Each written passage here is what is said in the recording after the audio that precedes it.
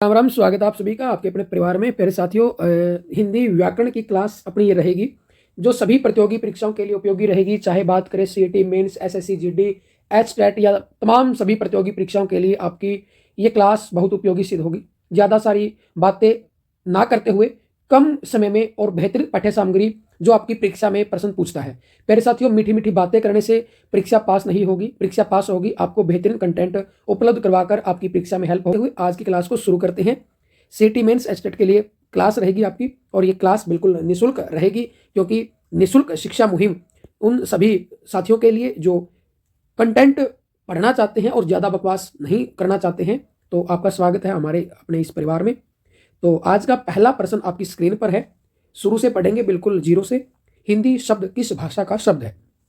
प्यारे साथियों, कुछ बातें बताना चाहूँगा आप लोगों को कि जो फारसी भाषा है, ठीक है, फारसी में मैं आपको बताना चाहूँ, फारसी में जो स का जो उच्चारण है वो है की तरह होता है, और द और ध का उच्चारण प्यारे साथियों द की तरह होता है।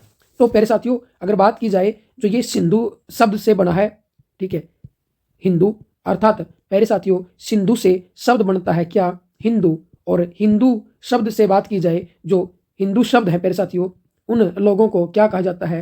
हिंदिक कहा जाता है। और हिंदिक से क्या बनता है? हिंदिक से हिंदी बनता है। ये बात आप लोगों ने नोट करनी है। सिंधु से हिंदू, हिंदू से हिंदिक, और हिंदिक से हिंदी बनता है। ये शब्द की अगर बात की जाए तो हिंदी शब्द फारसी भाषा का शब्द है। ये बात आप लोगों ने नोट करनी है। अगर मैं बात करूं यहाँ पर आपसे संस्कृत की, तो संस्कृत सभी भाषाओं की जननी मानी जाती है। ठीक है, सभी भाषाओं की जननी कौन सी भाषा मानी जाती है? संस्कृत भाषा मानी जाती है। सभी भाषाओं की जननी इसको कहा जाता है, इसको, संस्कृत को। और संस्कृत की लिपि अगर आपसे पूछी जाती है तो वो देवनागरी रहेगी। क्या रहेगी भाई? देवनागरी रहेगी। हिंदी की लिपि की बात की जाए तो हिंदी की लिपि भी प्यारे साथियों देवनागरी रहेगी। और देवनागरी इनके साथ साथ अगर बात की जाए तो नेपाली भाषा की लिपि भी देवनागरी है प्यारे साथियों। क्या है? नेपाली की लिपि भी देवनागरी रहेगी। पंजाबी की बात की जाए तो ये भी मेरे भाई नोट करिएगा, यहाँ से प्रश्न जरूर पूछा जाएगा आपकी परीक्षा में। तो पंजाबी की लिपि प्यारे साथियों गुरुमुखी नोट करिएगा। क्या नोट करिएगा? तो ये कुछ जानकारी थी, आप लोगों को समझ आई होगी। अगले प्रश्न की ओर बढ़ते हैं। आपसे पूछा गया है विचारों को, जो विचारों का आदान प्रदान है उसको क्या कहते हैं? अर्थात विचारों का आदान प्रदान करना क्या कहलाता है?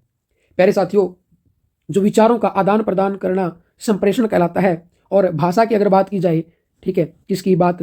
भाषा की। तो विचारों का आदान प्रदान करने के लिए जो साधन प्रयोग किया जाता है उसको भाषा कहते हैं। विचारों को आदान प्रदान करने का साधन भाषा कहलाता है। अर्थात जिस माध्यम से विचारों का आदान प्रदान किया जाता है, जिस माध्यम से किसका विचारों का आदान प्रदान करते हैं उसे भाषा कहते हैं। वर्ण की बात की जाए प्यारे साथियों, तो भाषा के अंग की बात की जाए, ठीक है, भाषा की लघुत्तम इकाई जिसके खंड नहीं किए जा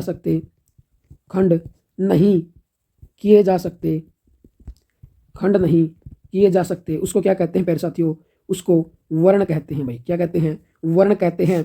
और प्यारे साथियों, जो मूल इकाई की अगर बात की जाए तो वो ध्वनि रहेगी। अगर आपसे सार्थक इकाई पूछी जाए, ठीक है, भाषा की सबसे छोटी सार्थक इकाई अगर आपसे पूछी जाती है तो प्यारे साथियों वो शब्द रहेगी। सार्थक का मतलब है सबसे छोटी सार्थक इकाई की अगर बात की जाए तो सबसे छोटी सार्थक इकाई शब्द रहेगी। सार्थक का मतलब होता है कोई अर्थ देने वाली इकाई। ठीक है भाई, ये बातें नोट करनी थी। चलिए आगे बढ़ने का काम करिए। अगला प्रश्न आपकी स्क्रीन पर है। आपसे पूछा गया है भारतीय संविधान में कितनी भाषाएं मान्यता प्राप्त है? तो आप सभी नोट करिएगा। जो मूल संविधान है, क्या मूल संविधान का मतलब है प्यारे साथियों, जब संविधान लागू हुआ था तो मूल संविधान में 14 भाषाएं, ठीक है भाई, 14 भाषाएं स्वीकृत थी, अर्थात मान्यता प्राप्त थी, स्वीकृत थी। और वर्तमान में अगर बात की जाए, वर्तमान में प्यारे साथियों 22 भाषाएं स्वीकृत हैं। कितनी भाषाएं?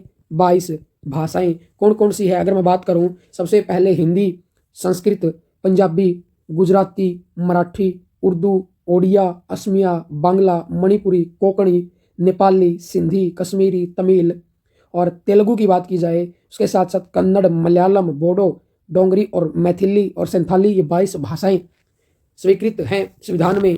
तो उसके बाद अगर बात की जाए प्यारे साथियों कि जी अगर 14 भाषाएं स्वीकृत थी तो 8 भाषाओं को बाद में जोड़ा गया होगा, और इनको जोड़ने के लिए क्या किया गया होगा, संविधान में संशोधन किया गया था। क्या किया गया था? संविधान संशोधन अधिनियम द्वारा क्या किया गया प्यारे साथियों, भाषाओं को जोड़ा गया था। अगर मैं बात करूं 21वें संविधान संशोधन द्वारा, ठीक है भाई, किस द्वारा? 21वें संविधान संशोधन अधिनियम द्वारा सिंधी भाषा को संविधान में जोड़ा गया था, अर्थात मान्यता प्राप्त की गई थी और सिंधी को। और कब किया गया था ये संशोधन? 1967 में किया गया था प्यारे साथियों।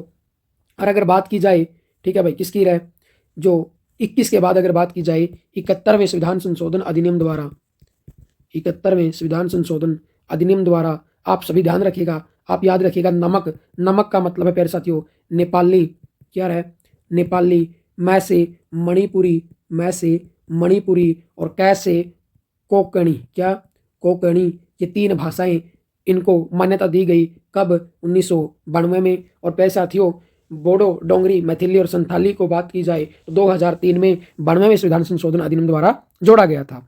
सभी साथी अच्छे से नोट करिएगा। तो कितनी भाषाएं हैं? 22 भाषाएं हैं। और नोट लिखकर एक बात लिखिएगा, यहाँ नोट लिख लीजिएगा, अंग्रेजी को संविधान में मान्यता नहीं है, अर्थात इन 22 भाषाओं में अंग्रेजी नहीं आती है, ये बात भी आप नोट करिएगा। चलिए आगे बढ़े अगले प्रश्न की ओर। बात की जाए तो आपके सामने है सबसे बड़ा भाषा परिवार कौन सा है? भाषा परिवार की बात की जाए, 4 ऑप्शन आप लोगों के स्क्रीन पर, भारतीय भाषा परिवार, द्राविड़ भाषा परिवार, तिब्बत बर्मी भाषा परिवार और आग्नेय, जिसको ऑस्ट्रिक भाषा परिवार भी कहा जाता है। तो प्यारे साथियों नोट करिएगा, यहाँ पर जो डॉक्टर देवेंद्र शर्मा के अनुसार बात की जाए तो विश्व में 12 भाषा परिवार है। कितने? विश्व में 12 भाषा परिवार है। और 12 भाषा परिवार किसके अनुसार? डॉक्टर देवेंद्र शर्मा के अनुसार। लेकिन प्यारे साथियों भारत में 4 भाषा परिवार हैं। कितने रहे? भारत में 4 भाषा परिवार हैं। 4 भाषा परिवार है। और 4 कौन कौन से हैं वो नाम आप लोगों के सामने है स्क्रीन पर। भारोपीय, जिसको कहा जाता है, भारत जमा यूरोप से बनता है भारोपीय, एक द्राविड़ भाषा परिवार है, एक तिब्बत बर्मी भाषा परिवार है और एक आग्नेय भाषा परिवार है। ये 4 भाषा परिवार रहेंगे प्यारे साथियों। अगर भारोपीय भाषा परिवार की बात की जाए, किसकी हो? भारोपीय भाषा परिवार की बात की जाए तो ये सबसे बड़ा भाषा परिवार है। क्या है? सबसे बड़ा भाषा परिवार, सबसे बड़ा भाषा परिवार रहेगा कौन सा? भारोपीय भाषा परिवार रहेगा। कि जो भाषाएं हैं उनको आर्य भाषा परिवार की भाषाएं भी कहा जाता है। सबसे छोटा भाषा परिवार है, ठीक है, सबसे छोटा भाषा परिवार है तो ये आग्नेय या ऑस्ट्रिक भाषा परिवार रहेगा। ये बात भी आप लोग नोट करिएगा। अगले प्रश्न की ओर बढ़ते हैं। हिंदी भाषा का विकास क्रम आप लोगों से पूछा गया है, तो सभी साथी नोट करिएगा हिंदी भाषा का विकास क्रम। तो प्यारे साथियों जो सभी भाषाओं की जननी मैंने आपको बताया संस्कृत भाषा को माना जाता है। सभी भाषाओं की जननी संस्कृत भाषा को माना जाता है। प्यारे साथियों क्या होता है कि संस्कृत भी 2 शाखाओं में बंट जाती है, जिसमें एक तो होती है वैदिक संस्कृत, क्या? वैदिक संस्कृत, और एक होती है प्यारे साथियों लौकिक संस्कृत। वैदिक संस्कृत की बात की जाए तो जिस संस्कृत में वेदों की रचना होती है, और वेद की बात की जाए तो वेद की संख्या कितनी है प्यारे साथियों? 4 है भाई। कितनी है? 4 हैं। तो सभी साथी कमेंट करिएगा जो 4 वेद हैं उनके क्या क्या नाम है, ये बात आप सभी जरूर पढ़ते होंगे, कमेंट करिएगा। संस्कृत के बाद अगर बात की जाए प्यारे साथियों भाषा आती है पाली भाषा। क्या? पाली भाषा। ये वही पाली भाषा जिसमें बौद्ध धर्म के ग्रंथों की रचना की गई थी। पाली के बाद प्यारे साथियों प्राकृत भाषा आती है, जिसमें जैन धर्म के जो ग्रंथ है वो लिखे गए थे। और प्राकृत के बाद प्यारे साथियों अपभ्रंश आती है। क्या आती है? अपभ्रंश आती है। अपभ्रंश के बाद अगर बात की जाए शौर सेनी आती है, जिसको आवट भी कहा जाता है, ठीक है, आवट। और आवट के बाद प्यारे साथियों हिंदी भाषा का विकास इस प्रकार होता है, और हिंदी के बाद अन्य आधुनिक भाषाओं का विकास होता है। ये सभी साथी नोट करिएगा। आगे बात की जाए प्यारे साथियों अगले प्रश्न की ओर। देवनागरी लिपि का जन्म मूलतः किस लिपि से हुआ है? तो 4 ऑप्शन आपकी स्क्रीन पर है। ब्राह्मी लिपि, खरोष्ठी लिपि, गुरुमुखी लिपि और रोमन लिपि। प्यारे साथियों, सबसे प्राचीन लिपि की बात की जाए, सबसे प्राचीन लिपि, सबसे प्राचीनतम लिपि की बात की जाए तो ये ब्राह्मी लिपि है। ठीक है, इस लिपि से प्यारे साथियों बात की जाए, देवनागरी लिपि का जन्म होता है। तो इसी से किसका विकास होता है, किसका जन्म होता है? जन्म होता है किसका प्यारे साथियों? देवनागरी लिपि का। किसका है?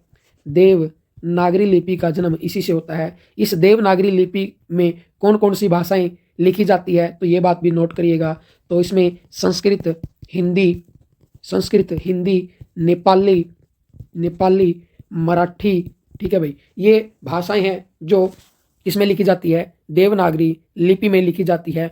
जो कोंकणी है प्यारे साथियों, जो कोंकणी है, ये भी देवनागरी लिपि में लिखी जाती है। देवनागरी लिपि की क्या खास बात है, उससे पहले मैं आपको बताना चाहूँ, जो लिपि शब्द है, लिपि शब्द की अगर मैं बात करूँ, इसका सबसे पहले प्रयोग पाणिनि द्वारा रचित अष्टाध्यायी में देखने को मिलता है। और देवनागरी लिपि का जो सबसे पहले प्रयोग है, ये गुजरात के शासक जयभट्ट के शिलालेखों में इसका प्रयोग देखने को मिलता है। इसके बाद अगर बात की जाए देवनागरी की विशेषता क्या क्या है, तो एक तो देवनागरी में जो आपने लिख दिया, अगर आपने लिखा क तो इसका उच्चारण किया जाएगा, अर्थात देवनागरी लिपि में जो लिखते हैं उसी का उच्चारण किया जाता है। एक तो ये विशेषता रहेगी किसकी? देवनागरी लिपि की। और देवनागरी लिपि की अगली जो बात की जाए, ठीक है, शिरोरेखा का प्रयोग किया जाता है। या मैं बात करूं, खड़ी पाई का प्रयोग भी इसमें किया जाता है। खड़ी पाई का प्रयोग भी देवनागरी लिपि में होता है, और जो लिखा जाता है उसका उच्चारण किया जाता है, और खड़ी पाई का प्रयोग इसमें किया जाता है। और खास बात की जाए ये प्यारे साथियों बाएं से दाएं की ओर लिखी जाती है, ये बात भी नोट करिएगा। खरोष्ठी की अगर बात की जाए प्यारे साथियों, इससे फारसी का विकास होता है, फारसी भाषा का जन्म होता है। खरोष्ठी की अगर बात की जाए प्यारे साथियों, खरोष्ठी से फारसी का विकास होता है। और फारसी में प्यारे साथियों मैं बात करूं, ये दाएं से बाएं की ओर लिखी जाती है। किसकी ओर? दाएं से बाएं की ओर लिखी जाती है। रोमन की बात की जाए तो रोमन में अंग्रेजी भाषा, ठीक है, फ्रेंच और जर्मन लिखी जाती है प्यारे साथियों। किसमें? रोमन में। ये बात भी नोट कर लीजिएगा, करिएगा नोट। रोमन में कौन कौन सी? अंग्रेजी, फ्रेंच और प्यारे साथियों जर्मन किस लिपि में लिखी जाती है? रोमन लिपि में लिखी जाती है। गुरुमुखी की बात की जाए तो पंजाबी भाषा गुरुमुखी लिपि में लिखी जाती है। पंजाबी भाषा की लिपि गुरुमुखी रहेगी। ये तमाम जानकारी आप लोगों को आप इस YouTube चैनल विद्यापथ गुरुकुल पर पढ़ रहे हैं। और जिस भी मेरे साथी ने अपनी एप्लीकेशन से जुड़ना है, बिल्कुल निःशुल्क PDF प्राप्त करने के लिए अपने प्ले स्टोर से डाउनलोड कर लीजिएगा। इसी नाम से अपना टेलीग्राम चैनल है, ये अपना हेल्पलाइन नंबर रहेगा, आपकी स्क्रीन पर है। जो मेरे भाई बहन इंस्टाग्राम और फेसबुक पर जुड़ना चाहते हैं, ये ID रहेगी अजय कौशिक सिंसर के नाम से, ये अपना लोगो रहेगा। आगे बढ़िएगा। भाषा की शुद्धि एवं अशुद्धि का ज्ञान कराने वाले शास्त्र को क्या कहते हैं? ठीक है, शास्त्र को क्या कहते हैं? तो प्यारे साथियों बात की जाए व्याकरण की, तो व्याकरण शब्द प्यारे साथियों वी जमा आ जमा करण से बनता है प्यारे साथियों। क्या? व्याकरण। और इसमें बात की जाए प्यारे साथियों यण संधि रहेगी भाई। क्या रहेगी? यण संधि रहेगी। ठीक है प्यारे साथियों, अगर बात की जाए व्याकरण क्या होती है, व्याकरण भाषा के शुद्ध और अशुद्ध रूप का ज्ञान करवाता है। भाषा के शुद्ध एवं अशुद्ध रूप का ज्ञान कराने वाला शास्त्र व्याकरण कहलाता है। ठीक है भाई, अगर बात की जाए प्यारे साथियों राजभाषा की, किसकी रहे? राजभाषा की, तो भारत की राजभाषा हिंदी रहेगी। राजभाषा की बात की जाए तो जो भाषा सरकारी कामकाजों में प्रयोग की जाती है उसे क्या कहते हैं? राजभाषा कहते हैं। अर्थात जो राज कार्य में प्रयोग करते हैं प्यारे साथियों, उसको राजभाषा कहते हैं। ठीक है भाई, भारत की राजभाषा की बात की जाए तो नोट करिएगा भारत की राजभाषा, ठीक है, यहाँ नोट कर लीजिएगा भारत की राजभाषा हिंदी है। और इसको कब मान्यता दी गई थी? 14 सितंबर 1949 को। और इसीलिए 14 सितंबर को हर वर्ष क्या मनाया जाता है? राष्ट्रीय हिंदी दिवस क्या मनाया जाता है प्यारे साथियों? राष्ट्रीय हिंदी दिवस मनाया जाता है। लेकिन विश्व हिंदी दिवस की बात की जाए, विश्व हिंदी दिवस, तो प्यारे साथियों ये 10 जनवरी को मनाया जाता है। क्यों मनाया जाता है? क्योंकि 10 जनवरी को ही पहला विश्व हिंदी सम्मेलन हुआ था। कहाँ पर? नागपुर में हुआ था। ये बात भी नोट कर लीजिएगा।